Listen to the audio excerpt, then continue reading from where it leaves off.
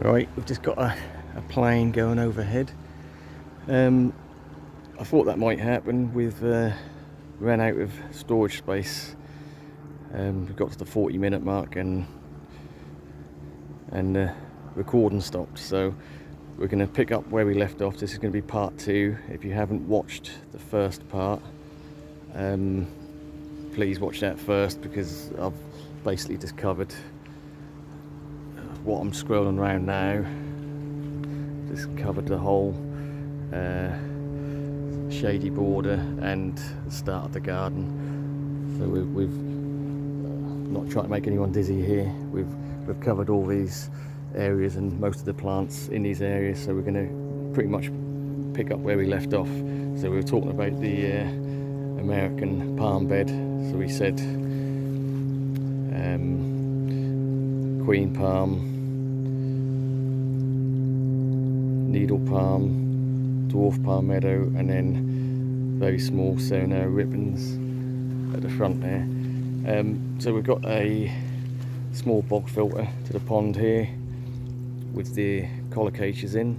So what we have got is pink china, very small at the moment anyway, very small coal miner. We've got the white lava there, which is starting to get sort of adult leaves with the more interesting white veining. And then we've got the marigold at the back there. Yeah, so the pond's doing all right. Fish are happy. I've let the weed, the oxygenating weed, go mad in that, just because that gives the fish a bit of protection from the herons. We ain't had any trouble with the fishing line there, so we've literally just got some bamboo canes and some fishing line around the front, so the heron can't land in the garden and walk up to the pond. That'll just hit that barrier and they don't like it, so you can't get to the fish. I did haze over the bamboo here. I don't know what type it is, I'm not really bothered. I just know it's big and invasive. It was planted in, there used to be an old greenhouse here, and that was in the inner wall of the greenhouse, so that was a bit of a barrier there with a brick wall sort of going a couple of foot down into the ground, but that still sprouts up everywhere. And here's a perfect example. We've got 1, 2, 3, 4, 5, and another one poking up there, so it does spread about a bit, so I just have to pull them out as they come up. Right, so let's get back to the garden tour. So the pond's doing okay. We've got a couple of water lilies out. Again, this is still sort of mid-morning, so it is, this side is a sunny border, but it's only just coming into the sun now. This tends to self-seed everywhere. It's like this umbrella grass. I don't mind it. I pull it out where I don't want it and leave it where I'm happy to have it. So that's that. We've got a couple of new cord lines in here. So again, that's just the red star there and another southern splendor there. The Milianthus major I cut right back because that sort of died anyway. That's starting to come back, but that's one of the ones I'm not too fussed about because that gets a bit too big, and that's not really a leaf shape I like that much.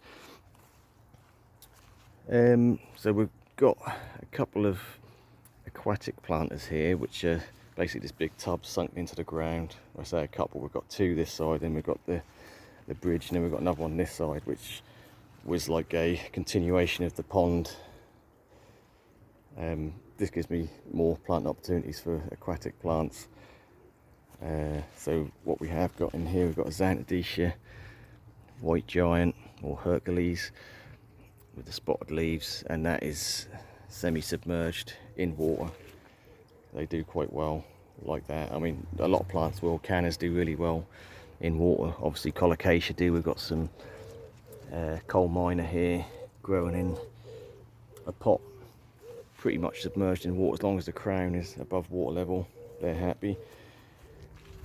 So this side we've got the Thailandia delbata, which is like a aquatic bird of paradise. It just reminds me of bird of paradise leaf, very similar to that. And yeah, some more of the arrowheads, which is sort of pond plant. They seem to come up everywhere where it's damp. They'll pop up. I've got loads of them. So the centre raised area here was for my Paragebaea, which took a hit over winter, and I don't think it's going to come back. We've kept the cloche on it. It's just a stump there. I've seen no regrowth on that, so what we decided to do is put bananas in for this season to give it a chance to see if the palm would come back. I don't think it will. So yeah, so at the minute we've got a bunch of bananas in here. So we've got the we've got the red Ensete Morellii, and these are not doing well, and that is due to this whole point of this raised area here was really poor, not poor soil, but really free draining for the palm, and obviously the bananas are not getting enough water.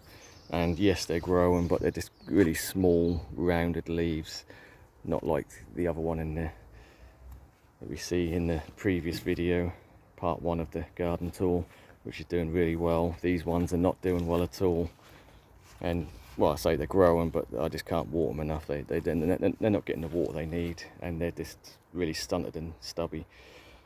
But the dahlia is doing well. So this sort of come out of nowhere. Quite a nice flower on these to start to go.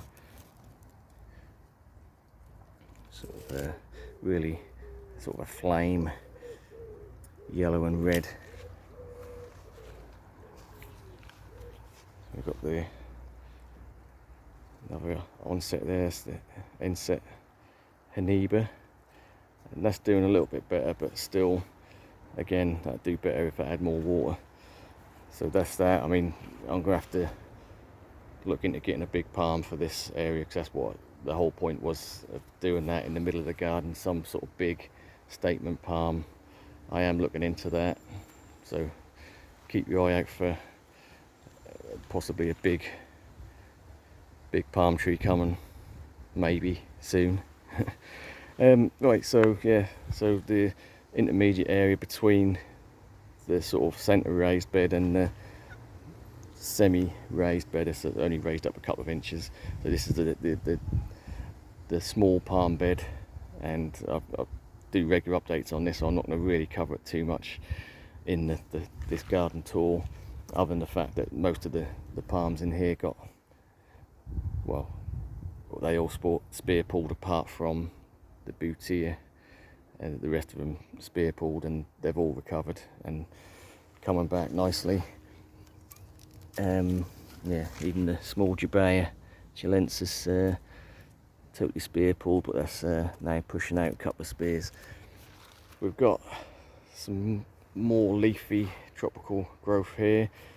So the Voodoo Lily went over. This is the one that I done a video on a couple of weeks ago. It had the huge flower, nearly 2 foot long. So that's gone over now. That tends to die back after flowering. Even the foliage is sort of gone over, but I've left it to get as much energy back into the tuber as possible. But we've got enough going on around it that you're not really focused on that. So we've got the cannas here. This is the Cleopatra. For foliage, you can't beat these. Really nice leaves. You never really know what you're going to get. And to be fair, they are fairly big leaves. I don't get huge, these ones, but yeah, quite nice. Full black one there, then you get sort of half and halves, and you get just some with some stripes in, but either way, very nice. So coming round this side, so again, mainly Cleopatra here. We have got some dahlias, an orange type there, which come back every year. Got some dwarf Cavendish bananas, which were a bit rough when I put them in, but they're starting to, now we've had some warm weather, they're starting to push out some growth. I'm not going to bring them in this year, I'll let them die. Not one of my favourite bananas. There's plenty more more interested ones which are hardy. And we've got a load of Colocasia esculentae at the front here. These are ones I did start off from dry stored tubers, and they, you know, from one tuber they clump up, so we've got 3 clumps there. They'll be staying in. They seem to come back every year for me, so I'm not too concerned about them. So we've got a standard Xanthodecia there. Flowers gone over now, but yeah, that does okay. Some nice variegated ginger here. So this is like I'm sure that was Hedychium or Hedychium Dr. Moy, and I think that's the name. Yeah, sort of really sort of flecky, variegated, quite nice ginger. Don't get huge.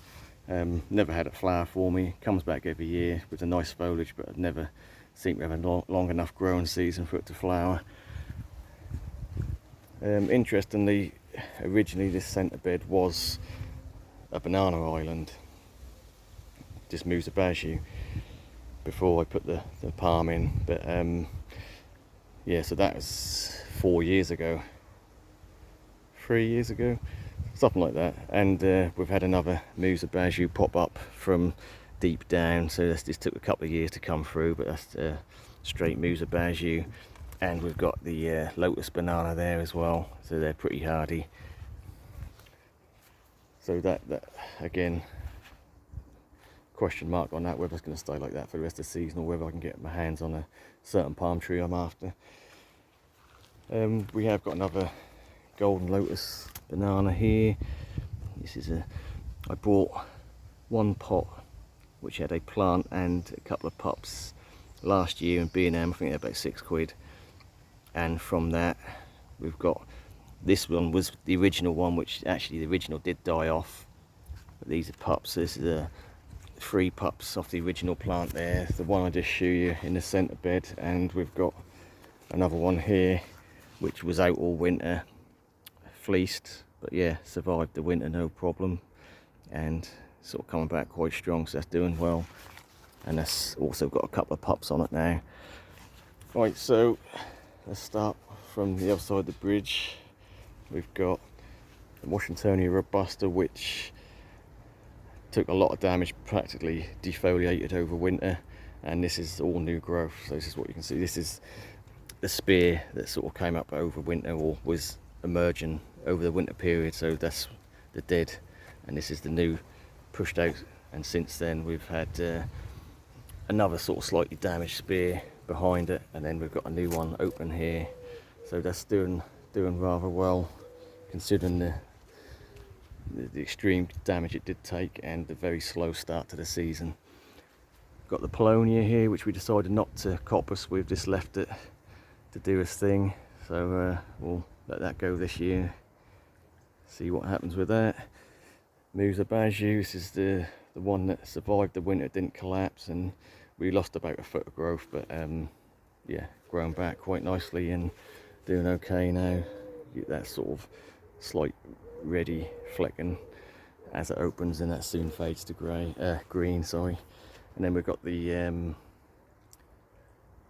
Mad Grapevine behind, which I quite like, so that gives you a nice green backdrop to the rest of the plants. So down here we've got Persicaria Painter's Palette, so that's quite an interesting one. Really sort of random variegation, you can understand where it gets its name. We've got another white lava here, Colocasia, starting to, this is the latest leaf, where it's starting to get a bit of coloration, but still not quite to the adult form of the leaf. Another Leucocasia tie giant, or a lot of people call them Colocasias, but they are a cross between Colocasia and Alocasia. Starting to open up a new leaf, so I'll be interested to see how big that one gets, because it's been again a slow start to the season, so probably not as far as long as it should be or could be. Another load of cannas here. So what we have got is the Musifolia again, banana cannas. Obviously Persicaria, red dragon. But then we've got another Cana Indica there, and this is the Indica purpurea. So same type of Cana, but one's a plain green leaf and one's a red stroke purple leaf. Some more colocaceas, which were left in the ground over winter and totally came back, so they're doing well. Starting to spread, so we've got another little one coming out here. Pineapple lily, plain green one. Another dwarf Santadecia there, starting to flower again, left in the ground. They are starting to slowly spread. Then we've got a Alocasia macrorrhiza. This is one of the giant ones, but this is from a very small plant which pretty much died back to one leaf over winter in the summer house, cold stored, and has pushed out a couple of leaves since, but nothing to write home about on that one. Then we've got the Ricinus. So I've done a video on this recently. So we've got the giant blue and we've got the red form, so we're going to see which one does the best. It's pretty evens at the moment. Just on the topic of the pineapple lilies or Eucomis, we've got the giant purple one here as well, which I don't know is going to flower or not. There's 3 growing points on that. Normally at least one of them will flower, but not sure on that one this year. Right, so back to where we were going along the sunny border. So we've got another big Bootea odorata there. Again, one of the few palms that didn't take any damage over winter. So really a tough palm. Quite surprised, because that was a new purchase for me last year. And yeah, doing really well. Opened up a new leaf there, and 2 more waiting to go as well. So underneath that we've got another Camrops humilis. Again, this is one of the few that didn't spear pull, just due to the overhead canopy. Big fats here at the back there. Not particularly big leaves, but that is due to the amount of sun it's getting. Again, some more dwarf Santadecias there.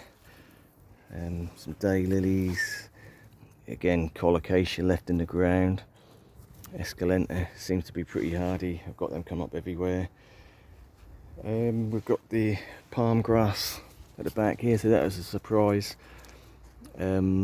Survivor from winter that really weren't expecting it to survive an average winter, let alone a really harsh one. I did fleece around it, but it did defoliate, but it came back from the ground. So, and that's well over 3 foot at the moment and looking quite nice, intertwined with the Persicaria and fern there.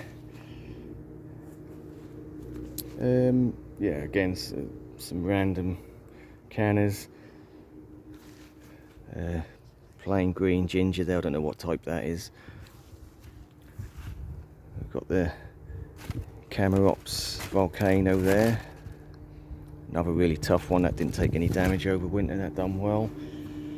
And sort of going deeper into the border, we've got another Waggy, some more Ricinus at the back, some more the giant Canas, Indica, and then we've got the bananas. So we had last year we had one big Musa Baju here which totally collapsed back, and then we've got, from that we've got the 5 pups, of which one of them is over 4 foot now and doing quite well.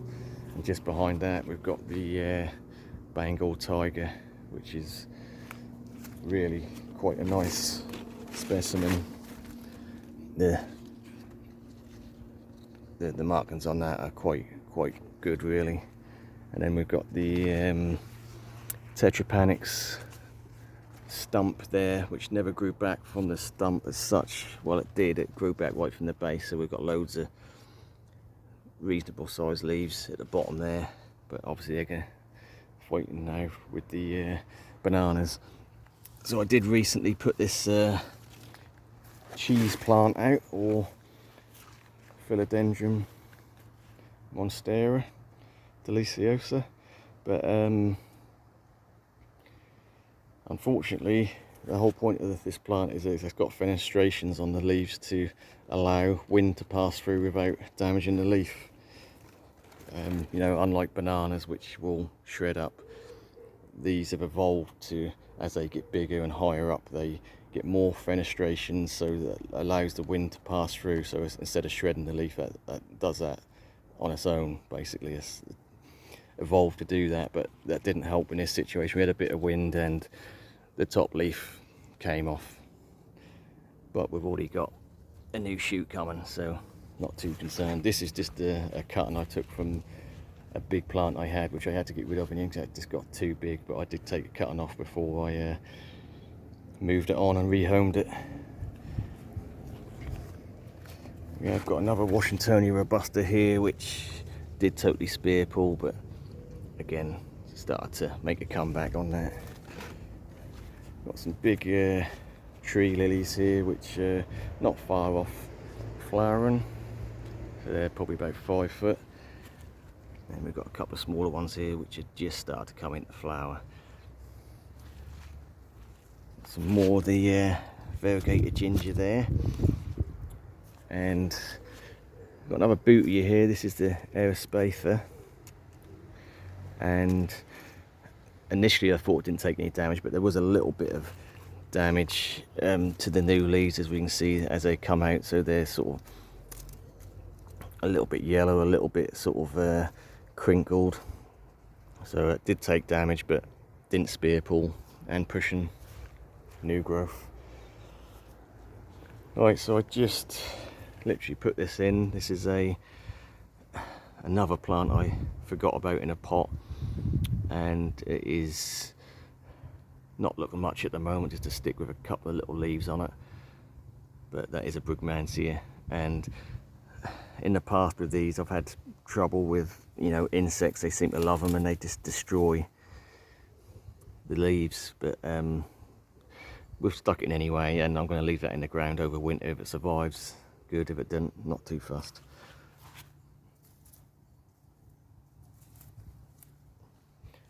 And that brings us to the Cordyline Emerald Star. So this is in the same realm as the Superstar we looked at in the part 1 of the garden tour. And so it's a really wide, more tropical looking cordyline, which are quite tender. And you know, that did suffer some transplant shock. Whether that was due to, I got them in the post, I got 2, I got one in the front garden, one here, and a lot of the older leaves did yellow off, which they do naturally anyway. But you know, I did plant it out early. It did take a little bit of frost, so I'm not overly surprised that it took some damage, but that is grown away nicely now and starting to put on a new flush. Another waggy here, probably the biggest. I've got 4 true waggies, and this is probably the biggest and best looking one out of all. So the fronds are getting quite big on this one, and yeah, no damage at all over that, over the winter we had. And we've pretty much come back to an area we've covered now, so we'll finish up here at the Trachycarpus nova, which, to be honest, is one of my favourite Trachycarpus at the moment, because there's, I like the trunk. It's not messy like a Fortunae, where it's just, you know, hairy and a bit sort of unkept looking trunk, where this is a really neatly woven, tight trunk, slimmer than the Trachycarpus, and the leaves a bit more cupped, a bit more tropical looking, I think, and the slight blue undertone to the leaves. Yeah, and probably the fastest grown out of all the Trachycarpus. So that is the Trachycarpus nova. If you can get a hold of one, a true nova rather than a cross, you won't be disappointed with the growth rate. They do well. I bought this as a very small plant. I paid about 15 quid for it. Literally had a couple of inches of trunk a couple of years ago, and that's probably 2 foot of trunk, and really really doing quite well. Right, so that is the garden tour for July. I don't do one every month because, to be honest, they take too long, and once I get started I don't like to overlook plants, and I have overlooked a lot of plants here, but I thought I'd just do the highlights and the interesting plants. This is one I should have really mentioned. We've got a southern magnolia here, which I think it did take a bit of damage over the winter. It did lose a few leaves. They are evergreen in general, but they're starting to come back quite nicely, so that's going to give us some height at the back of the fence there eventually. Right, so yeah, part 2, I knew it was going to happen. We ran out of memory on part 1. We got to about the 40-minute mark and ran out of memory on the phone, so we had to conclude with a part 2, which has happened before. So I hope you have watched both parts if you're into your plants. Yeah, so that is the tour so far. Again, definitely behind from last year, but every year is different, and you know, some plants like the Tetrapanics, which were sort of feature plants last year, you know, in recovery mode this year, so not really a big statement, but in general, you know, that makes you appreciate other plants a bit more, I think, when you're not relying on one thing. And again, it's good to have, that's why it's good to have a good variety of plants, just so you're not relying on one plant, because if that one plant lets you down or you have a bad winter, you know, you need a good variety. Right, yeah, so thanks for watching, and we'll resume the normal service, and we'll do some short, sharp videos for you over the next few days. Catch you on the next one.